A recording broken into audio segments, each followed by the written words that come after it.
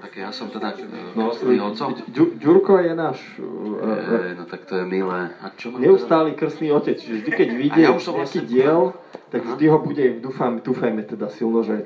Dobre, tak ide, ale počkaj, toto je Anetina kniha, nevadí ti to, že ju pozývam? Ona ju chce mať pokrstenú. Ja mám tradíciu, že moderátorke zaspí knihu. Dobre, tak tu to dáme na kraj, aby všetci videli, že teda ide sa na to, áno? Tak krstím, jak sa z toho pekne práši. Áno, je to škorica.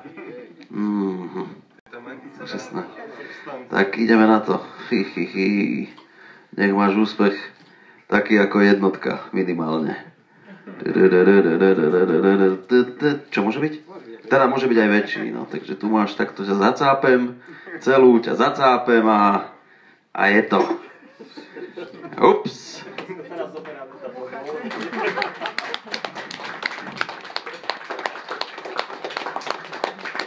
Nepochovali sme ju ale škoricou, práve naopak, lebo škorica je tá horúca, ona ťa tak zohrieva vnútorne, takže sme ju teda zohriali poriadne. Ukáž takto.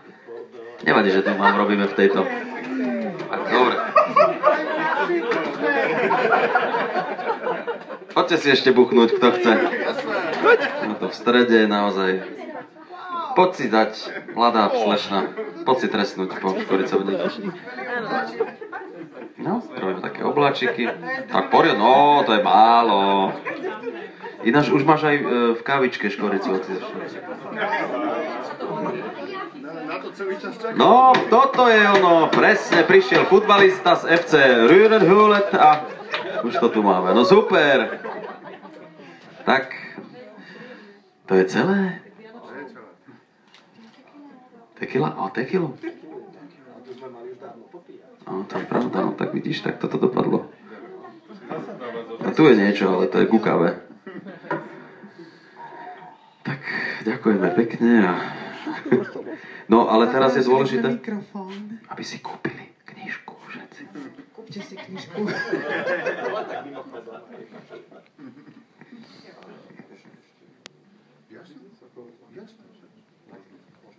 No, mimochodom, my sa po tomto krste, keď sa zdekujeme z panty a necháme ich tu upratovať, tak my ideme do reštaurácie Four Seasons na Zámodskej ulici.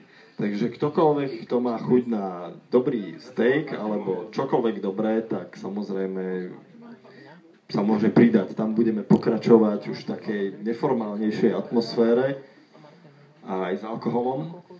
Ale podľa mňa inak toto, čo sme teraz urobili, chalani, to by ste si mali zobrať príklad, že každá vaša kniha by mohla voňať škoricou.